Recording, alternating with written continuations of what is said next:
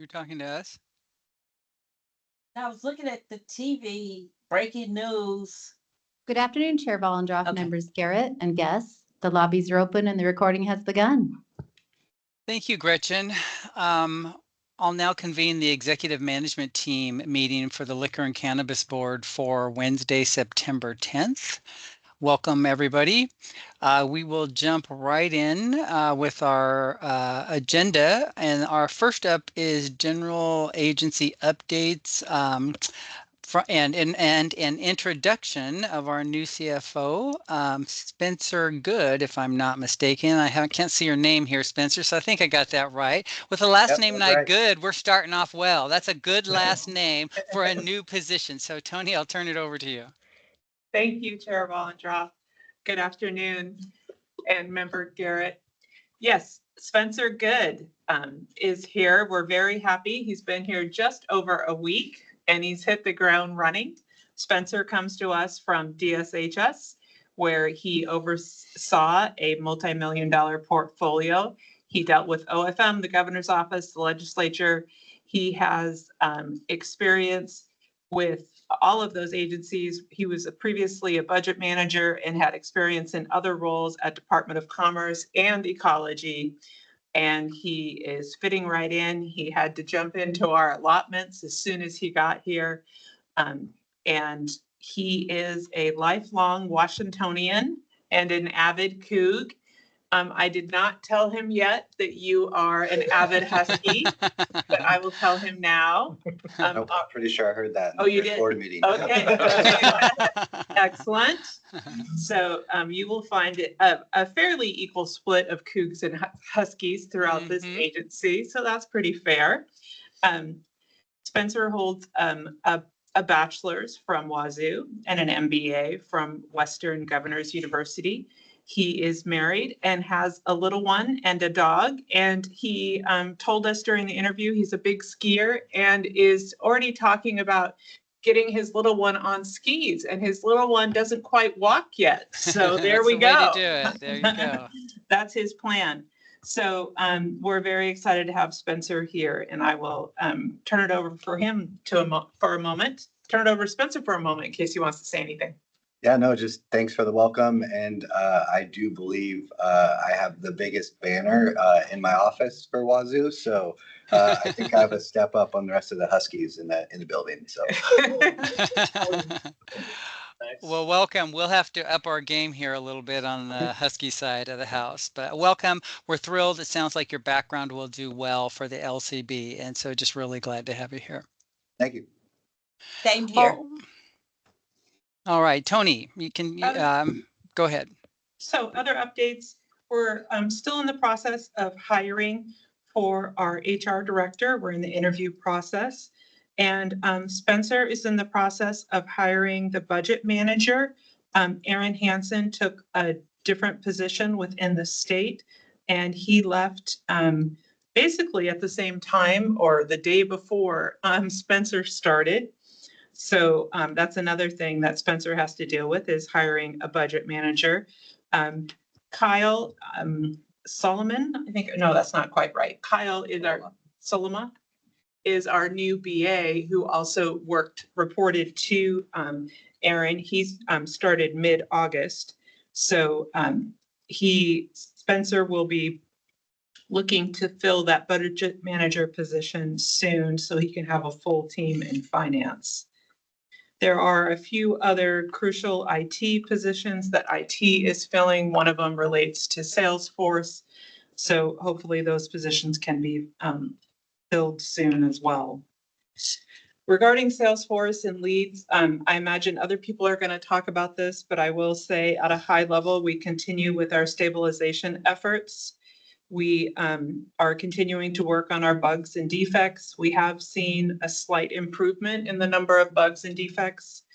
We are working on the releases for October to have more of a theme. We're going to try to make get more bang for our buck in our releases, where we are going to tackle bugs and defects, along with change requests that all address one business problem or that focus on one business problem.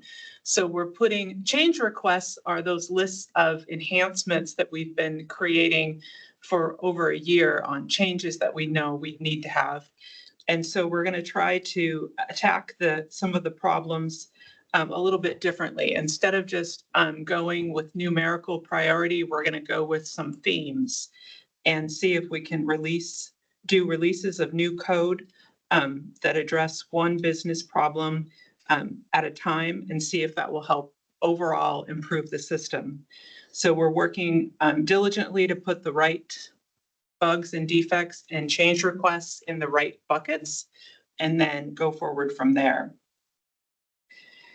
In October, we will be back to our statewide employee survey. And so we will be kicking off the request to get everyone to answer that. Hopefully we'll get a good response. We are in September, our division directors are giving feedback again to our employees about what we did last year to close the loop on that. So, and the last thing I have on my list is really just to briefly mention the executive orders, which I know Brian will probably go into. The director's office and the whole agency is very much involved with the executive orders 2503 and 2506, which have to do with gathering data, customer experience, and they involve a lot of work with Jessica Dang and with all the divisions. So we are working hand in hand with Brian and the director's office staff to try to meet those requirement dates. And I won't say much more to that because you probably have it on your list. But that's all I have for general operations. Thank you. Thank you. Board Member Garrett, any questions? All right. Well, thank you very much. And Spencer, again, welcome. Look forward to working with you. Let me just go back and just for the record acknowledge that Board Member Holmes is not with us today. He's out today. So just for the record. All right, we'll move right along to agenda item number 2, which is a legislative update. And so, Mark, I'll turn it over to you. Good afternoon, Chair Bollendroff and Member Garrett. This will be brief as there's less to talk about during an interim in which we aren't submitting any agency request bills. But as we've been talking about, I think all interim, that doesn't mean there won't be a lot on our plate come January. I think the first meetings of the Alcohol Advisory Group led by Member Holmes and the Cannabis Advisory Group led by Member Garrett went very, very well. And they'll give us a venue to hear about the agendas of our industry partners. And we've got the public health roundtables to keep up to date with public health agendas as well. We've also got some formal or informal work checking in with members on bills they're working on, including the bills from 2025 that didn't pass. But at the moment, there's a lot of focus on implementation of some of the big bills that passed. The big one for the hospitality sector is HB 1515. And I think you'll hear more about that from Justin and Becky. But this is the expanded outdoor dining bill. And then the big one for cannabis is SB 5403, the management agreement bill. Both of these have generated a lot of comments to our rules team, and both continue to get inquiries from members about progress. The Senate Labor and Commerce Committee are organizing a tour of cannabis businesses in Tacoma later this month. We help them think about the licensees to visit and potential topics for a presentation that we'd give to members and staff on the tour. Justin may have some more on that as well, but wanted to make sure you're aware. We are providing technical feedback on implementation for a range of policy options around tobacco vapor products and keeping them out of the hands of kids and out of schools. This is something that Rep. Reeves championed last year with the flavor ban bill that we talked a lot about during session. But there's broad engagement on that topic, including from OSBI, a broad coalition of public health groups, and more. Not sure what policy ideas they may kind of coalesce around, but it is honestly very, very refreshing to have some input on the front end to talk about ways to implement and enforce things before any bill language is drafted. Finally, I wanted to say that the implementation tracker that we've talked a lot about has been updated. You can review that at your leisure to see where we are with the many, many bills beyond the kind of the big two that we're implementing. I should also mention that we're going to change the process by which we implement legislation a little bit. So at the direction of leadership, and with the help of the incomparably good Jessica Dang and Mallory Hayes, what we're essentially doing is kind of bookending the work that we do now with the tracker, the interdivisional meetings, some of the project meetings that licensing has worked on. So at the front end, there'd be an intake to kind of review the bills that pass. And for bills with significant cross-divisional impact, we do a charter or a brief, get everybody together, go over how we see the bill, what it's asking us to do, so that we're on the same page. And then we do kind of what we do now, create those cross-divisional teams, get the status updates, divide the work into streams, and keep you updated on progress. Then on the back end, we just want to make sure that we're being very intentional about doing some lessons learned. What did we learn from this? What went well? What went smoothly? Where did we get kind of sidetracked? What was more difficult to do? So that's coming up, and we will keep you abreast of those developments as we go. Great. All right, thank you. Any questions? All right, I just have one question. You mentioned developing a charter. Will there be a prime sponsor? Like, how will that work? Like, who's going to be ultimately responsible? Will it depend on the bill itself, or how will that work? Right now, the way we have it kind of structured, that would be kind of owned, if you will, by the director's office. But I can definitely, that's subject to change, as a lot of this is. I think a bill like 1515 might be, or social equity, maybe even better, where it's really licensing in the driver's seat. You know, you could see that kind of shifting. But right now, that's kind of the way we're thinking about it. Great. Thank you. All right. Well, we will now transition to our 35-year employee, Rebecca Smith, who's the Director of Licensing, who will give us an update for licensing.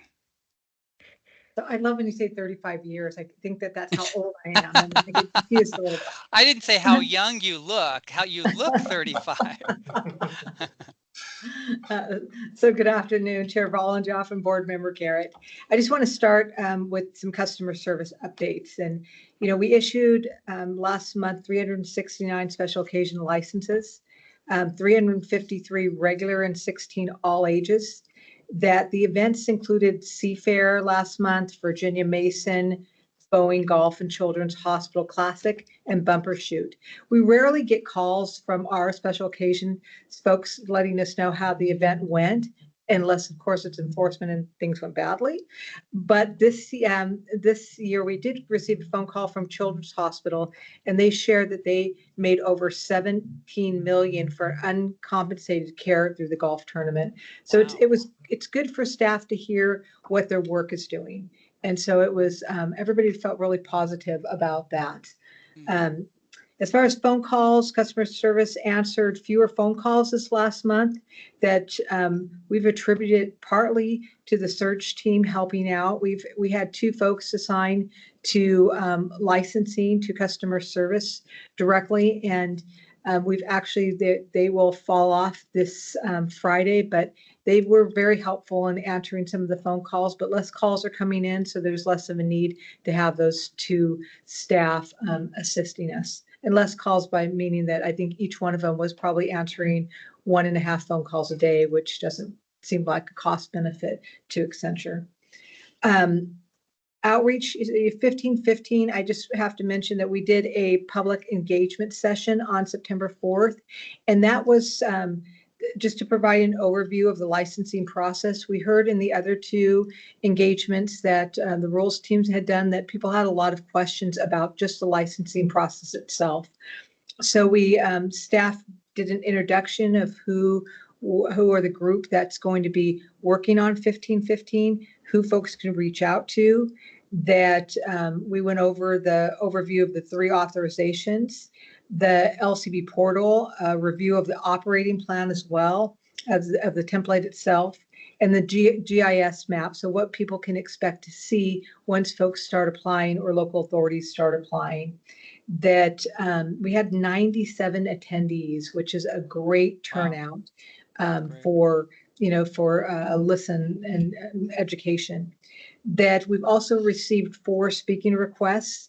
Out of that the city of Seattle has a couple of speaking requests for us, and then the Washington Festival and Event Association. So those are all this month and next month, and I'm sure after that we'll also see more requests come in. So overall, very positive. We still haven't received any applications. So we're kind of sitting and waiting, although our staff are busy still working in other areas. For social equity, Alta Point Consulting, the third-party reviewer, is set to initiate the data transfer to the Liquor and Cannabis Board somewhere around September 30th, so somewhere towards the end of the month. And we'll anticipate having the results from the double-blind lottery somewhere after the middle of October. That we've also continued to do outreach efforts to the Association of Washington Cities in August. That August 13th, the finance team joined us in having a discussion with AWC about the tax distribution, because folks are always interested in where the money is going and how they might be able to benefit from that. That the team is also working on launching a local survey to local authorities. We want to know where folks are now, that if there's any movement in wanting to participate in allowing more licensees, retail licensees in their area. And then also following the Cannabis Advisory Council, that staff did two things. That they heard the feedback that the social equity licensees had to share with our advisory council, and they're going to be blogging about the Cannabis Advisory Council, and also hearing from a couple of the licensees. We're also sending a letter out to producers and processors on how they can team with social equity applicants. And again, making sure that we make some movement in what we heard from our advisory council. For cannabis, again, for social equity applications, we've moved two to build out in Walla Walla County, and another one found a location and is beginning to get licensed in Snohomish County. Again, it feels good to be moving forward with some of these licensees or some of these applicants being able to find locations in order to get licensed. And then on the liquor side, that we still have a backlog. We haven't gotten rid of that yet, but it's certainly getting lower. Right now, it's at about 114 applications on a backlog. We have limited the number of investigations that staff are doing to 30. It seems to be helping with how fast things are processing, because the caseload now seems to be more manageable. And then with that, we've hired a couple of new staff in customer service. We've made some changes to the license, or to our licensing division. We added another supervisor and unit in liquor. We moved some staff around in order to do that. It seemed to make the most sense with all the work that's coming through the door for liquor. And hopefully we'll see some more positive changes with our lead system. And I know that staff are looking forward to those change requests coming in and happening. So their work, the processing becomes a bit easier for them. And with that, I think I'm done unless you have questions. Thank you. Any questions? No, seeing no questions. Well, thank you and your staff for all your work. And I'm glad to hear that we seem to be over the hump when it comes to the leads challenges. So great. Thank you. All right. We will now turn to Larry, who's going to give us an update on enforcement and education. So Larry, I'll turn it over to you.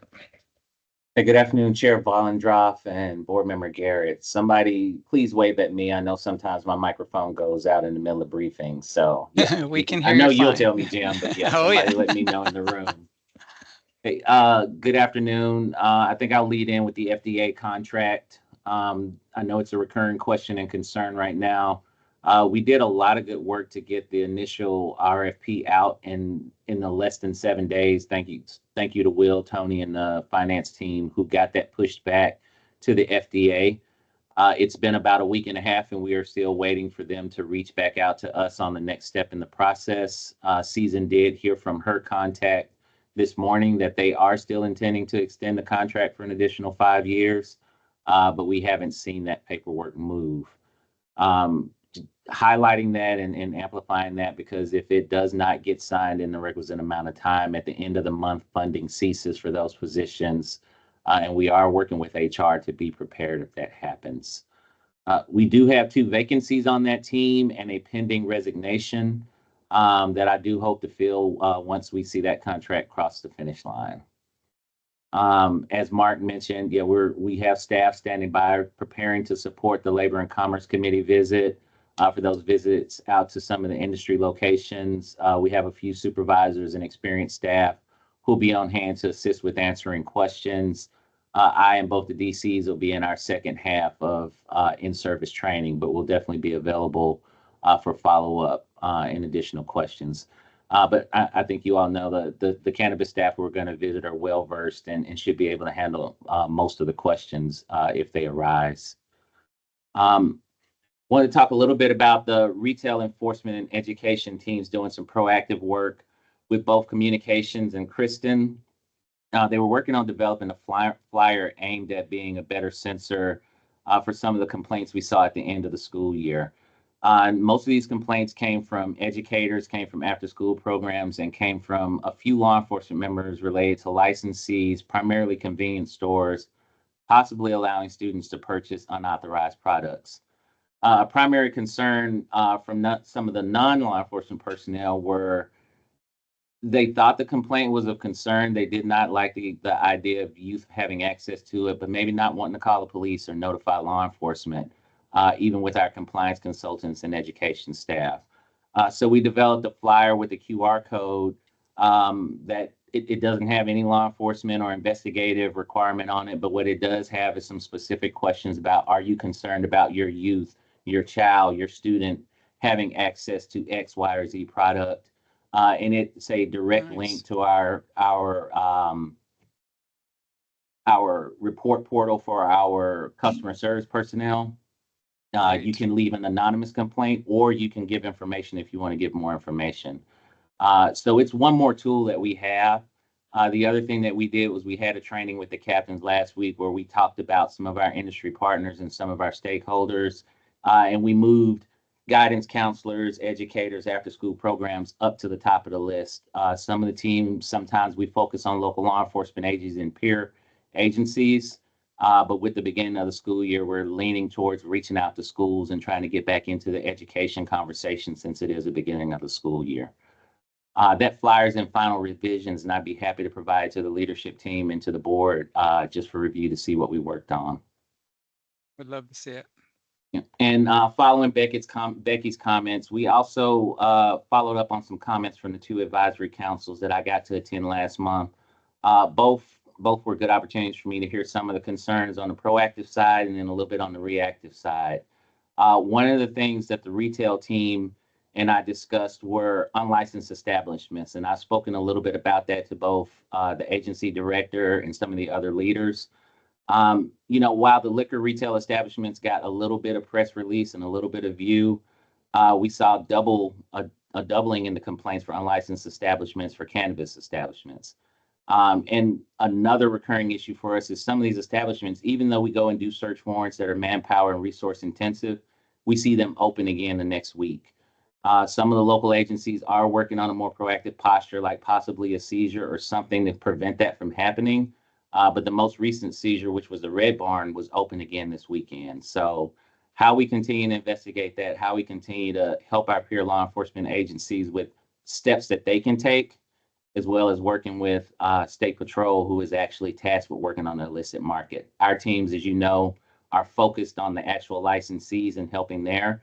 And whenever there's a nexus to a licensee, we get involved. But for these unlicensed establishments, continuing to help. We are seeing some good news. Thurston County has reached out to us for some assistance and had officers helping them deal with some of this, as well as State Patrol over in the eastern side of the state. But I think there's still more work to do. And then last but not least, on a positive note, we're less than 11 days out from our West Side in service. I know we have you. We've worked with with Gretchen to have you on the calendar, Jim. I think we got that timing straight and sorted out. All the leaders on this call are welcome to come to in-service. We got some staff appreciation and awards that are going to be handed out. We'll make sure that that's on the calendar. And then we've got a good training coming from the Lineker Group on change management. That I am definitely looking forward to. I know with all of the things that leads and CCRS and leadership changes have brought to the team, a little bit more change management in the toolbox for those officers across the state, I think are going to be a good thing. So we'll do the 21st and 22nd on the west side at the Lacey Community Center. And then we will do it 7 days later, that Monday and Tuesday, over in Moses Lake at DSHS. And then we'll do a large group training on the 31st. That'll be hybrid online, but I think we're going to have more watch parties and groups coming together in offices to do that training.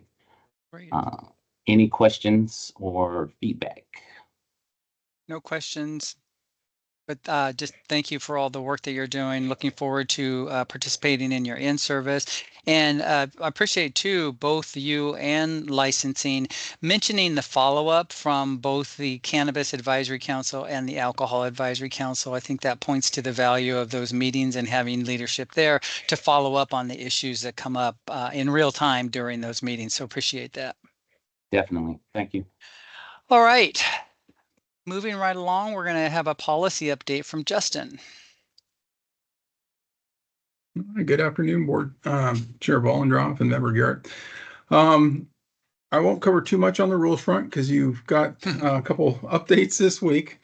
But I will let you know that we've had quite a bit of feedback, particularly on 5403. I believe we received this week 35 to 40 comments. Wow. It was more of a very similar comments from a push from one of the associations, but at the same time, they were all from independent individuals, and there were some variations in that. So we've got a lot of comments. Not all comments were of the same perspective, and so we have a lot to be reviewing.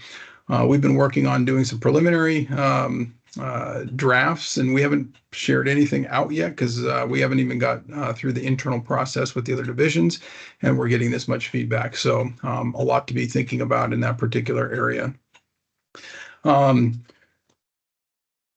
One of the things that we'll be having for the rule front, I've mentioned this a couple times, but I think we have a target date by the end of the year now to launch our online rule tracker project. And so it'll be an interactive dashboard. And so hopefully by the end of the year, we'll have that available so people can see where different rule projects are in the process and have that information more transparent.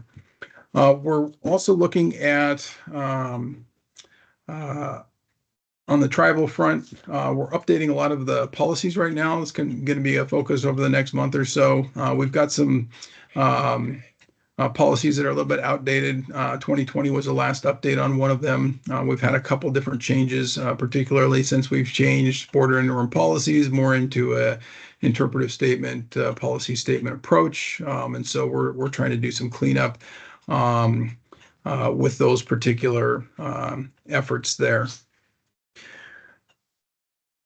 On the public health front, obviously we had the some folks were a part of it, so maybe it's not totally obvious, but we had the public health roundtable on August 28th. Went really well, and Kristen is going to be scheduled to come and present to you an update on that. So you'll be able to interact, have questions and answers with her on the 23rd. That'll be during caucus. So I won't go too much into details on that. But Kristen's doing a great job in coordinating. The other thing around the public health side is she's been very active in participating in the rules development areas so that we make sure that the public health interests are considered as we're trying to figure out, the balance of public health, safety, business, and the like. So really appreciate the efforts in that particular area. On the research front, in the past month, we've published 2 briefs. So we've got cannabis pesticide testing brief that was completed. And then there's also liquor tax revenue and alcohol consumption. As we've been receiving some questions around that, the team threw together that brief to be able to showcase some of the current information. Right now, research is now going to be sitting on a technical advisory committee with a behavioral risk factor surveillance survey. And so several years ago, they took off some of the cannabis use questions. And so we'll be working with them to get that back on the survey so we can have some data coming in related to that.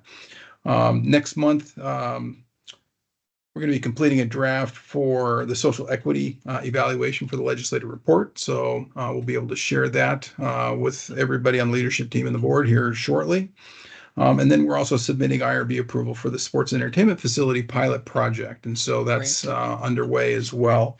Mark had mentioned the legislative tour and presentation on the towards the end of this month for the members of the Senate. And so we have been working with enforcement. So thank you, Larry, and your team.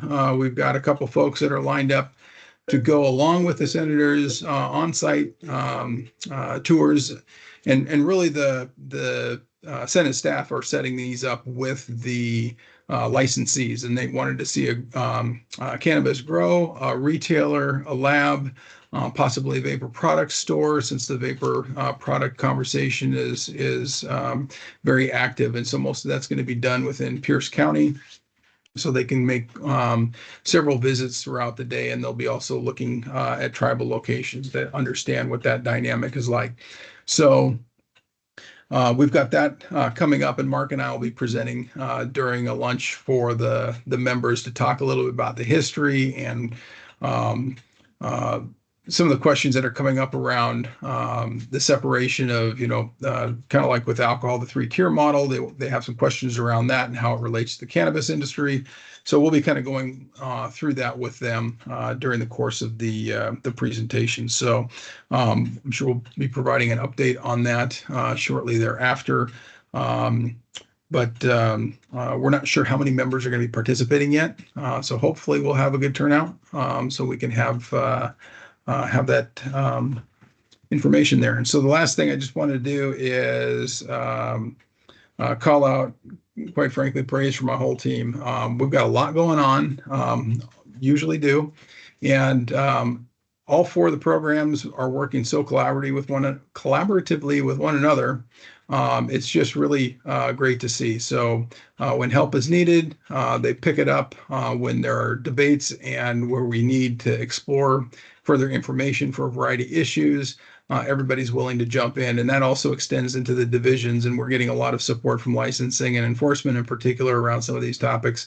And I'd be remiss if I didn't call out comms, because we also have that back end that we need to be able to get information out to folks, and they're invaluable in the process. So I really want to do a shout out to all those folks. So thank you. Great. Thank you for that update. Any comments, questions? All right, really appreciate it, and I echo your sentiments about the amazing team that you have and the cross collaboration that I see happening both within your team and other sections of the LCB. I also just quick comment on the tracker that's being put together. I think that's fantastic. I think if there were any themes of questions over the time that I've been on the board, that's a reoccurring theme. Where are we at in this particular petition process? So I think that type of transparency will really help people. So thank you. All right, we will go to our next update, communications from Brian. Thanks, Chair Vollendroff, Member Garrett. Just to start off on the media front, probably a couple of weeks ago, there's a number of media calls that came in following the national trends of dips in cannabis sales, or cannabis revenue, I should say, cannabis and alcohol, same thing. And so echo kind of what Justin was saying, Sarah and her team have been very helpful in that, and helping us not only with a media call now and then, but also to help analyze why some of these trends are happening. Because they think we're going to be the authority on why all these things happen. We have some decent analysis, but we don't have all the answers. But Sarah can speak to it with some authority. To carry that a little bit further is that I know that she was talking to you about the dashboards and the research briefs. So those dashboards have been very helpful for our team to be able to help explain that to the media. I saw the research brief, at least on her analysis on on those two, on the sales trending on the alcohol side. So I just shout out It's to that excellent. group Yeah. and how helpful that has been for us. And sometimes it's so hard to get that research or that, something specific to say that they've been able to provide. Heard a little bit on the Sean Kemp stuff, if you saw that in his sentencing a couple of weeks ago. I don't know if Julie, if that was around Julie's time from last time, but it seems like it was in the last 2 weeks. And then, of course, today's action leading up to it with the beer sales at Giza Field. So some calls after today. We had kind of a prepared statement we kind of spoke to or shared with. I saw the spokesman review picked up your comments specifically from the board meeting today, which I thought were excellent. And I hope that gets picked up and carried farther wider because yours went into much more depth as a real partnership with WSU. Another thing I want to touch on outside of media then is what Tony was getting to on the executive orders. I'm not going to go into all what they are, but I just want to provide some context. I think that's important for this group and your understanding is that earlier in the summer, the leadership team chose from a number of options of an area of focus of the strategic plan that we wanted to be able to focus on. And we decided among that group that we were going to push forward on the customer focused culture. Specifically, that is goal 2, our services are accessible and responsive to the needs of communities, partners, and our customers. And goal 2, objective 1, timely delivery of quality services. So I'm executive sponsoring a small team, primarily Jessica Dang and Mallory Hayes and Jim Weatherly, but working closely with Will and Tony on some of the decision making as we move forward.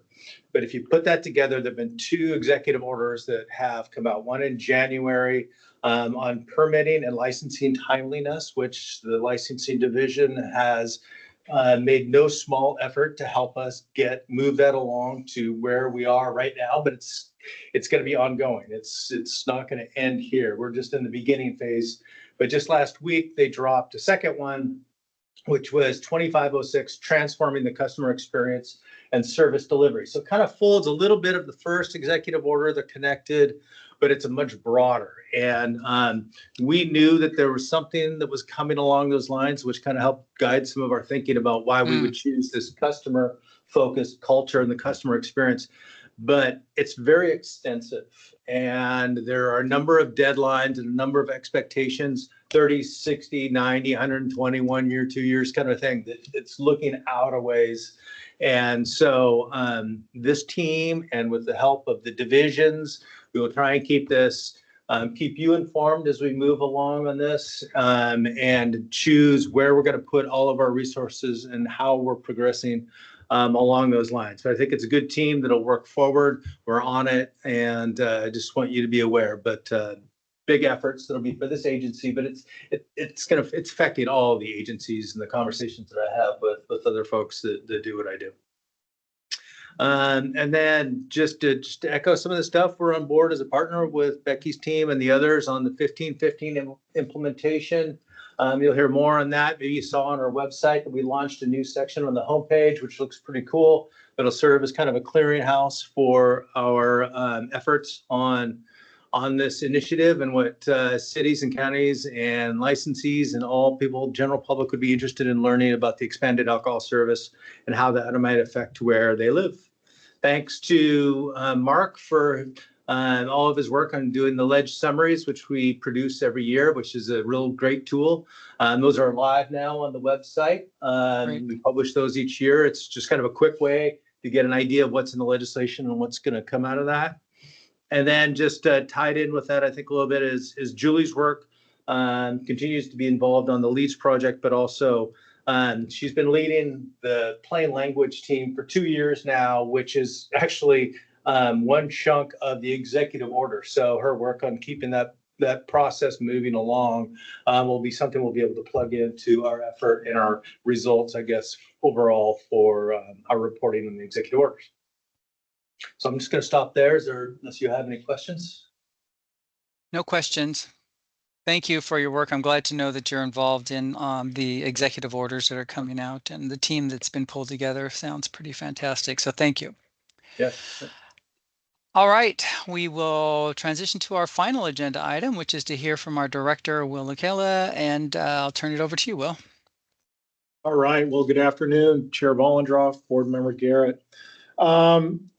Real quick, the research brief that research did on liquor tax was very timely because I just recently had a conversation with OFM and DOR regarding liquor taxes, tax structures, and those type of things as a result of the bill that was introduced last session. So very timely. Even though the agency is not submitting any agency request legislation, we're in the process of finalizing 2 decision packages, which we've talked about at length. So I'll just remind everyone. Phase 3 of the Systems Modernization Project, or LEADS, and traceability. And so we'll hopefully have them finished up here this week and get those submitted. Let's see what else. Once again, I mean, you got to hear all about all of the collaboration that's going on throughout all the divisions throughout the agency.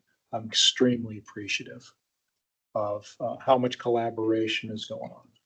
It's making this a lot easier to deal with, especially the executive orders, which is going to require the most amount of collaboration as we continue getting the governor's office everything they need. And I'm continuing to have meetings, cabinet meetings with the governor's office, Washington State agency leaders on a variety of subjects, legislators with Mark Webster. And so, again, we're staying really, really busy. Happy to answer any questions. Thank you. Well, we have our one-to-ones, and I think a lot of our stuff is covered in those one-to-one sessions that we have. So really appreciate the updates. Yeah, no further questions. So anything else, Board Member Garrett? All right. Well, I think that concludes our meeting for today. I'll adjourn the executive management team meeting. Thanks, everyone. Thank you. Bye. Thank you.